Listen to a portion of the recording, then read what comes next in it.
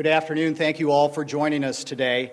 As John said, I will deliver some brief remarks, as will our interim athletics director, Vince Tyre, and then we'll be sure to provide time to answer some of your questions following this.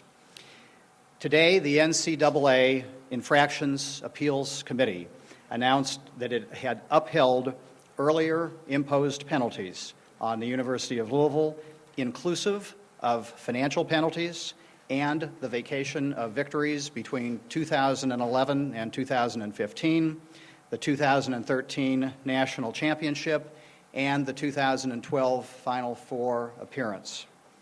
I cannot say this strongly enough. We believe the NCAA is simply wrong to have made this decision.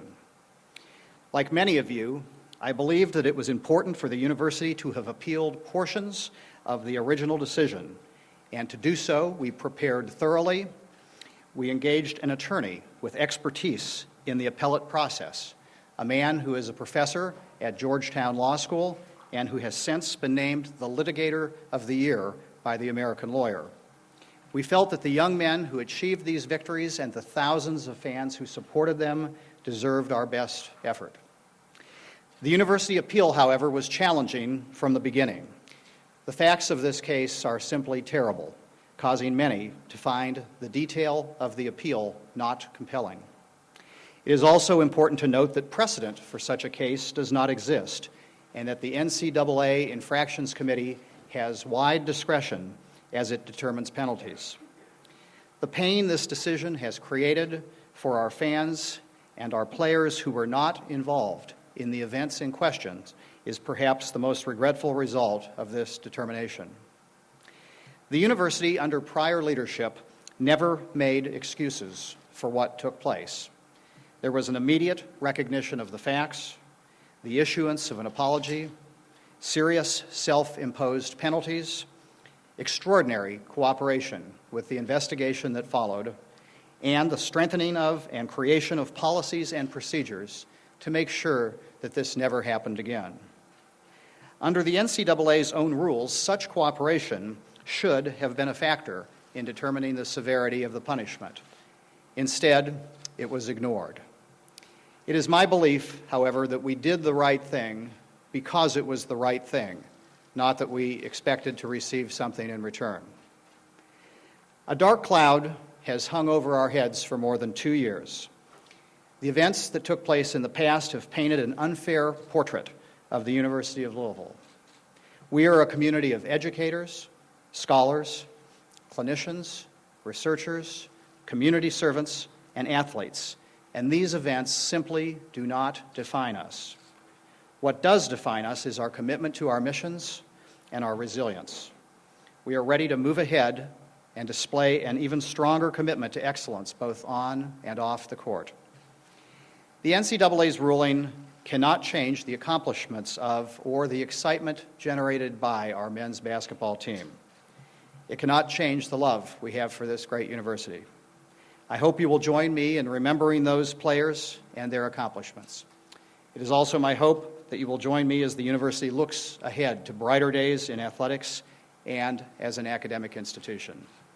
Again, my thanks for joining us today, and at this point I will call upon Vince Tyre for additional comments.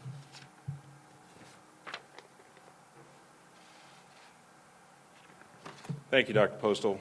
I'm just going to make a few follow-up comments to what was just mentioned. I think that during this whole process, your emotions, my emotions, go from mad to sad. It's a variety of things, including disappointment that you go through based upon the way the process went, and certainly the outcome.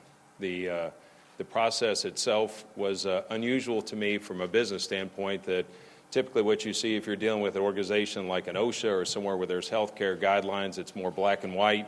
And with the NCAA, there are bylaws which seem to be guidelines, and then there's great discretion on the guidelines. And it's very difficult to follow and set precedent and follow that, from today or any day going forward. And that was certainly an unusual experience for me, and hope to not have to be a part of anything like it again. I think the one thing is we bring closure to some of these situations. It's not going to bring closure to the memories and the success that our teams had. We're talking about a span of a period. We did have great success, 2012, 2013, and this is where your emotions move to the sad. And I'm sad for our players. I'm certainly sad for our staff and those that helped create the success, and our fans in particular who have been passionate about this team, these teams, I should say, but also, since then, and this has been challenged, the fans have certainly made their voice well heard throughout, and I know they're going to be highly disappointed with what we're talking about today. It's awful to have to go through.